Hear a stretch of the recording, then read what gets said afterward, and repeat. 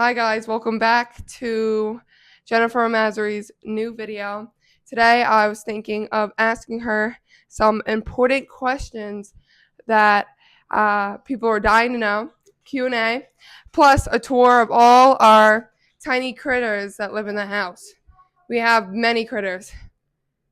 Okay, so the first the first dog that we're gonna interview and ask my mother questions is Jack.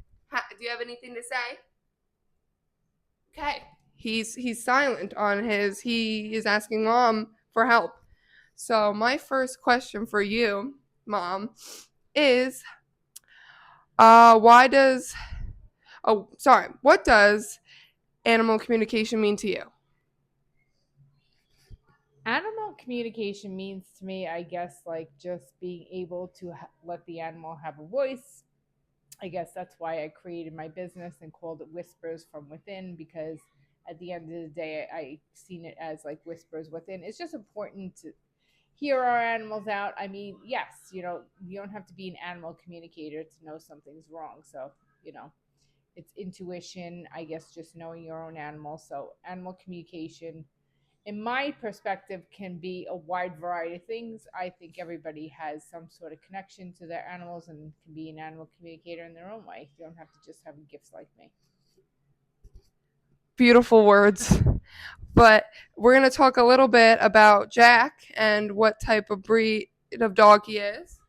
So that's Jack. I call him Jack Jack, or I call him Little Boy, and he is a Shih Tzu. Now he came to us. It was pretty funny how we got him.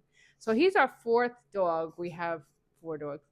And he came because my husband said to me, "Oh, I just got a text message of a cute little Shih Tzu," and I'm like, "No, no, and no." And I don't need it. I already have three dogs already. And technically, I only wanted all females to begin with, but it kind of happened that Tucker is a male, and then this little boy is a male too. So I kind of didn't want a male because I actually like females better because I like that they don't lift their leg and so forth, and they're not mischievous. Well, let me just tell you about Jack. Well, Jack is my husband's alter personality. Okay, he's just like him. He tests the rules. I've talked to him. I can't tell you how many times animal communicating. He does not get it. He's not too smart. Daisy, you'll see her in a minute. She's another Shih Tzu, so she's a little bit older than him, so he follows her suit. And it was pretty funny because when we were having a conversation with, him, he told me that Daisy told him to basically, I guess, poo poo on the floor. Everybody will like that. Okay. Do I look like I like shit on the floor? No. So anyway, I was not happy with him, and I told him, I'm like, no more poo poo on the floor. If you poo poo on the floor, you're getting out of here. Well, long story short, he laughed at me. He didn't think I was very serious. He's still poo pooing on the floor. And he is he's so sweet. I also call him the kissing booth because he loves to do kissies. As soon as you pick him up, he loves to kiss you. He's a sweet little dog, but he's really not too smart. He poo poos, he pees on the floor. He's a year old. He just got neutered. We're working on getting him, in his training. You would think with four dogs that he would follow everybody. No, he's not. He's, a little behind the game. And Daisy, I don't think she helps because she tells him all the bad things to do. So that's Jack. Amazing words for Peanut. Here is going to be the second question about you. How does animal communication work? So, animal communication works, I guess, in the same way mediumship works, where I raise my vibration up to the soul comes down, we connect. It's like a medium place that we're connecting. So, I have to raise my vibration up so I can connect with that animal or that pet. And what happens during the connection, the soul comes through. You see, he knows I'm talking about him. The soul comes through, and I can connect with the pet, and I can also talk to them and have conversations, which is uh, not a gift that everybody has. So that's how it works. It's typically the same as mediumship, where you have to raise your vibration up and the soul comes down and we meet at a certain place, but it's all about raising that vibration, is what it's about. And also being in your heart center. some people read from outside themselves. You cannot. I read from inside myself. Everything's in our heart center. We are more powerful than we think. Great job, Mom. Next contestant is going to be Daisy. We're going to talk a little bit about her. She's in a cone right now because she just had a kidney stone surgery yesterday. I feel so bad for her, but it's going to be. Yeah, I want to show you the stone that came out. Came out of this girl. Huge. If you Isn't could that see. crazy? And two little ones. Two little ones on the bottom. Isn't that crazy? And I feel like she feels so much better. She is another Shih Tzu.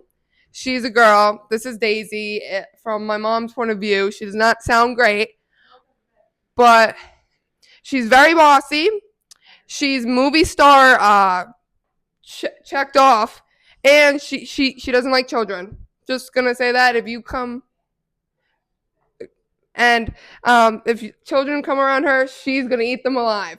But she is my favorite dog. At the vet, she apparently is very bossy and wants to bite and growl at everybody. So they have to give her like pre-meds. That's how bad she is with her ego. She's spicy. Spicy. That's Daisy for you. Very beautiful, but spicy. I guess all the Shih Tzu pups have problems. Not saying they aren't cute. It's just saying they got some underlying issues. And it might be mental. No offense, guys. You guys are beautiful. They bred you for the perfect mischief team, didn't they? Okay. Can you hold the camera for me? I can hold the camera for you. Okay. My next question for you is, how do I create better outcomes for myself and for yourself? So when it comes to creating better outcomes for yourself, there are ways that we can do this. So number one is you have to be present. Being present creates an outcome because when we're present, we're not in the future looking towards what's next, and we're not in the past worrying about what just happened. So being present is how we create our reality. Another thing is what the words we're speaking into our reality. Make sure they're high vibrational. Make sure it's positive words. If you look at all the words you say all day, I bet you that 70% of your words are negative that you are speaking into the universe. And you got to remember, words are spells. So we have to watch what we're saying.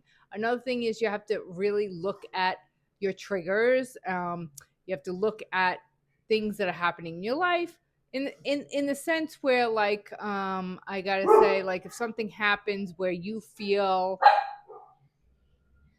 upset by it, and you have to look at that. Well, where is this emotion coming from? Sorry, the dog's barking. Is it coming from self-worth? Is it coming from lack? Is it coming from scarcity? Is it coming from not being good enough? Is it coming from fear? What emotion is it? And then you have to tackle this emotion. And my suggestion would be to journal about that and work through that emotion and why you're having that emotion. But the most important thing is to be present, and it takes a lot of practice to be present. It really does. I'm still working through my presence and working on perfecting it. Be positive and presence, right? Positive and presence is number one. You cannot change anything if you're not positive and present every single day of your life. Quote from Jennifer Mazzari herself. Next question. What is your business called for everyone? So my business is called Jennifer Mazzari, Whispers from Within. I did change it quite a few times. Like I had like in the beginning, I started with Jennifer Mazzari, Psychic Medium. And I really didn't like that name because I just didn't feel like really representing who I was. So I changed it. And then I'm Jennifer Mazzari, Whispers Within. That kind of came to me. And I got to be honest with you, my website at first, it wasn't that good. And I went through an overhauling. Like my first website was like in blue shades, and blue was more about the throat chakra. So I thought at the time, a year and a half ago, 2 years ago, that was fitting for me. So now I actually changed it again, and now it's the color sage. And I feel like sage is more centered around the heart chakra because when it comes to the heart, I feel like I'm leading through the heart. So that works for me. So you really have to do what works for you, and you have to find like what do you feel like you value, what works for you, what colors are you drawn to, and so forth. Wow. So for our next part, we're gonna be talking about Tucker. So do you want to do it or you want me to? Okay, so I'm gonna show him. He's right there. So what do you want to so say about him? So Tucker is an interesting dog. We got him. My husband was supposed to buy a dog to basically live at his shop, and I was like, "Oh no, I cannot see that happening." A little cute little puppy like that. So there was two dogs at the time in the picture. There was a female. He's a boxador, and she was more like a brown color, and I wanted a female. And then he was the male. He was all white. And I was like, I kind of wanted a Dalmatian, to be honest with you. So I'm like, oh, Mike, he does look like a Dalmatian a little bit. He's white and everything. At the time when he was a puppy, he was all white. He didn't have any brown spots on him until he matured. So I saw him and her, and I'm like, I'm like, he's so cute. He's much bigger. Let's get him. And like, I kind of let go of the factor that he's a male and stuff, and he really is a great dog. The only thing about Tucker is Tucker's an old soul. So I find that he gets his feelings get hurt a lot. Look at Tucker. His feelings get hurt quite a bit at times, and I have to give him extra attention because he feels like at the end of the day, he's an easy keeper of a dog, and he feels like with a pack of four dogs, sometimes he doesn't get enough attention. So I really have to monitor that, and I have to really give him a lot of attention because he wants extra all the time. He does like to roam. Like if my gate is open, which I call him Houdini, he'll try and like get out the gate, and he knows where he lives. All I do is get out there. I'm like, Tucky, get your ass in here. And he comes running. So Tucker's a really good dog. He's the only dog out of all four that actually knows where he lives. Very smart, great runner, athletic. Because he's got that boxador body, and he's got the boxador type of I guess whatever it's called, like endurance. But the one thing that I would say about him is because his heavy spirituality connection is that he is afraid of fireworks. So he can hear the fireworks a mile away. And during this month and next month, he cries about 5 o'clock till about 11 o'clock at night. And he's always stressed, and I'm always giving him some sort of calming chews and things like that to calm him. He doesn't really like being like what's the word, like pet or anything like that. There's not really much I can do for him. He stays out of his cage, but he just kind of deals with it. That's one thing I would say about him. Due to his spiritual gifts and everything, Tucker, he's very like sensitive to like the earth and what's going on and things like that. So that's Tucker. I would take Tucker to a bullfight. Just gonna say he's gonna back me up like 100%. Oh, we have to call Penny, and if you want Penny, you got to give her a cookie. Yeah, we have to get Penny by a cookie. That's how black labs are. That's how Labradors are. I've seen on like TikTok and stuff. Like they're food motivated. Oh, she's so food motivated. The only way she's coming out here right now is for a piece of cheese or a cookie. That's how big back she is. Yeah. Next question. What is something you want people to know? The one thing I guess I want people to know is that, just because I'm an animal communicator, does not mean that, like, I guess that if you see me on the street and like somebody like, they'll be like, oh, well, can you come read my dog? Yeah, I can read your dog. Not a problem. But I feel like sometimes that people just regard us as to be like a joke, or you know what I mean, or maybe not to be like right, or to be some sort of like I guess I'm trying to think, imposter, I guess, just because of like other people that have done these have had animal communicators, and maybe like they they're like, oh, well, this one said this, that, and that. I'm like, okay, great. Maybe at that time the dog was saying that. I don't know because I'm getting this information. So I guess I'm asking people to have an open mind to animal communication and to just love and respect, what's coming through from the animal, because it's just, it's a soul just trying to basically tell you what they need. And 99.9% of what's coming through is always going to be a mirror to you and what you are experiencing as a human. So dogs and cats and any of our animals in our lives are our biggest mirror. They're going to sit there and they're going to be a reflection of us. Even with my daughter, like, it's pretty funny. We have two cats. Every time she gets sick, the one female, she's so connected to her. Her name's Annie. Cadence, she gets sick. She gets like a stomach issue, like gas, stomach issues. So Yes. it's pretty interesting. We're not going to show you them today, but it's bizarre, but it just shows me how connected they are energetically. So every time Cadence has a problem, Annie's got a problem, and I can tell because she's not being herself. She's just sitting in the corner. And then I have to wind up giving her some medicine and probiotics to get her to go to the bathroom a little bit more, and then we're back on track again. And it's like, it's all energy. So with that, I actually told Cadence the other day, I'm like, you need to cancel your sole contract between you and Annie and her getting sick, so she doesn't have to take the fall for you every time. So that's one thing I did. Be open to spirituality because it'll change your life. It has changed my life so much. Even though I'm 19 and my mom just got into this, I guess, like 4 years ago, I don't think I could go back to being like normal and seeing how other people act. I'm not saying that people act differently, just when you're open to spirituality. Sorry. It's just you see so much that you could not see if you were so close-minded. So be open. Okay, here's my question for you, Cadence. Okay. How do you feel about me being your mother and constantly on you when you're falling off and I have to put you back on track again? I didn't know you were gonna ask me this. I thought I was the person supposed to be asking the question. Okay. Sometimes I do get pissed. Not saying that I'm always happy 100% because nobody can be happy 100%. That's not what we're asking. We're asking you to at least try to be positive. Also, sometimes it's hard because you're my mom, and a lot of people want that, like, I guess, help, and like they're like so appreciative about it, but sometimes it gets annoying.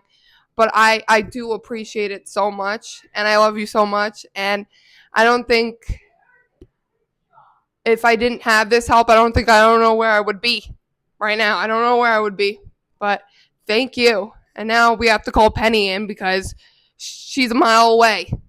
So let's go call Penny in. Let me go get cheese or something. Do we have treats? No, we have to get her cheese. This is how big back Labradors are. She's huge too. Not saying she's obese. No one's obese. Penny, treat! Sorry, I'm screaming. If you could hear that. Penny, cheese! Oh, she coming! She running! Okay, no. This 4 dogs. You can't do this in your life. You're gonna get like attacked. Hi, Penny. So everybody, cheese time. How you feeling? Everybody? Okay, second cheese time. Peanut. You can't have cheese. Yes, you can. She had a kidney stone. She can have cheese. She can have cheese? Yeah, it's fine. Okay. Here, you can have cheese after your surgery. Yeah, cheese girl. Okay. This is Penny. My mom wanted to call her Greta at first, and I did not Hansel and Gretel in my house. So she's over there now asking to go to the bathroom, but she's a black lab. She's our first dog since our other 2 Shih Tzus died. She is so gentle and such a sweet girl. She loves food. We've established that.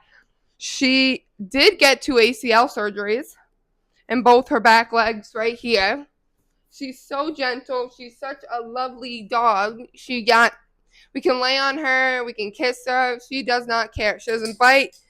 She does, though. She is the head of the pack, and also she'll bark at anybody she sees. She's scared of cats. Everyone here is scared of cats. Peanut, the first one, hyperventilates when he sees a cat. But she's such a good dog, and these are all our dogs, right? Yes, and I hope you enjoyed this little video of all our pets. And we've got to let out Penny before she starts. Poops on the Yeah, ground. exactly. Okay, Pet Ben, say bye. Bye. Bye. Bye. Testing the microphone. Okay. First person. Okay. Sounds good. Want you? No, you can't eat it. No, you don't get it. Go to doggy. Want to test it? No? No, okay. Where's Penny? She's in my bed. Oh, she's not getting tested, but. No! Peanut, drop it! That is not a part of the plan.